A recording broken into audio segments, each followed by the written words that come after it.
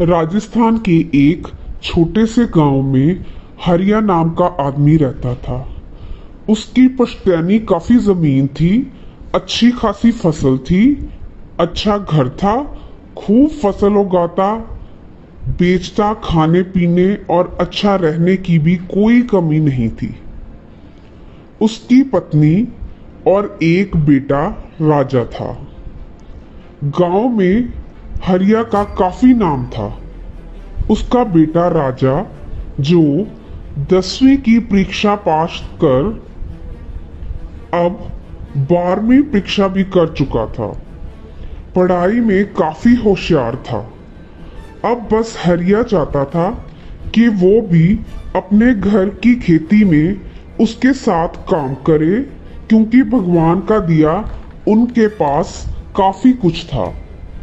लेकिन राजा गांव में ना रहकर शहर में काम करना चाहता था, क्योंकि उसने दोस्तों से सुना था कि शहर की हवाएं कुछ और होती हैं। वह शहर रहना चाहता था। फिर क्या, घर वाले उसकी जिद के आगे हार गए। वो शहर चला गया।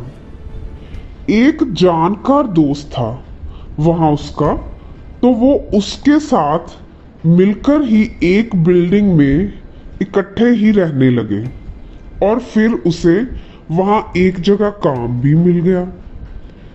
अब दोनों एक साथ काम करते और इकट्ठे ही रहते। जिस बिल्डिंग में राजा और उसका दोस्त रहता था, ये शहर से थोड़ी हटकर थी और बिल्कुल इनकी बिल्डिंग के सामने एक और बिल्डिंग थी। राजा जब भी अपनी खिड़की से देखता, सामने वीरान सी बिल्डिंग, यहाँ कोई नहीं रहता था। अंधेरे में वो बिल्डिंग एक भूतिया घर लगता था। एक रात जब राजा खिड़की के पास खड़ा था, तो उसने सामने की खिड़की खुली देखी। तो उसने सोचा, वैसे तो हमेशा सभी खिड़कियां बंद रहती हैं, शायद हवा से खुल गई होगी। और वहां से कुछ खौफनाक आवाजें भी आ रही थी।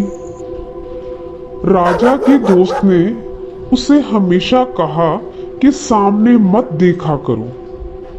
मैंने सुना है ये वीरान बिल्डिंग कुछ ठीक नहीं है। लेकिन राजा को हर वक्त सामने वाली बिल्डिंग आंखों के सामने आती रहती।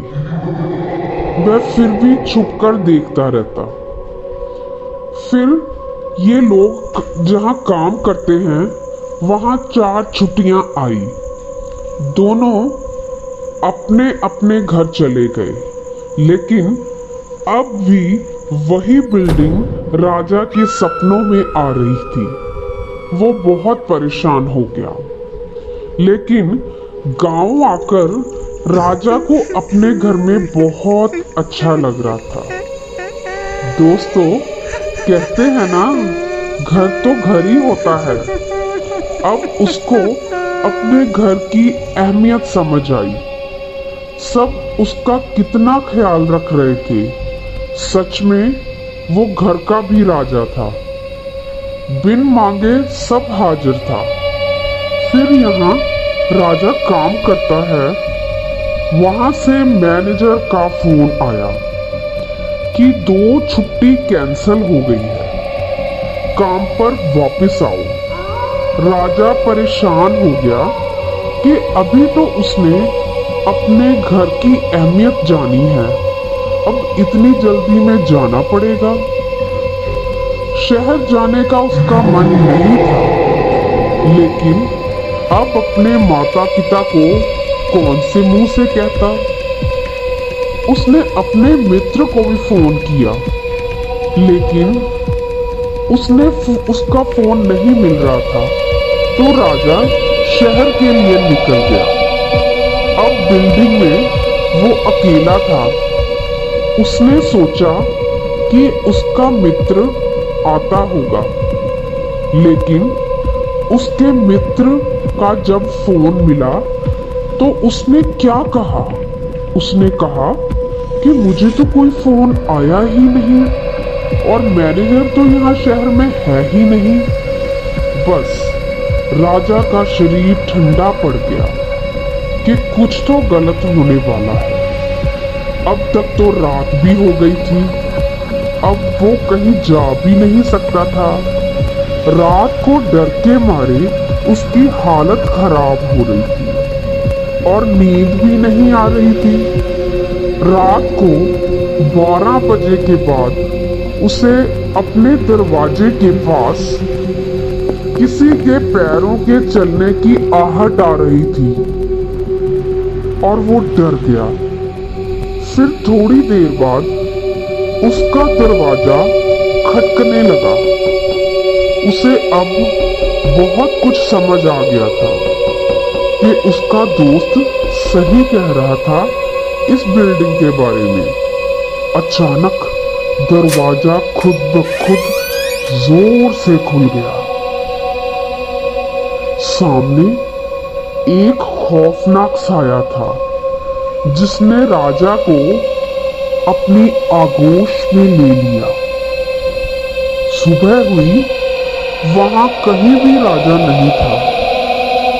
कमरा खुला पड़ा था। बिल्डिंग का चौकीदार जब उसने ये सब देखा तो उसे सब समझ आ गया। अब ये बिल्डिंग हमेशा के लिए वीरान हो गई, जैसे सामने वाली बिल्डिंग वीरान थी।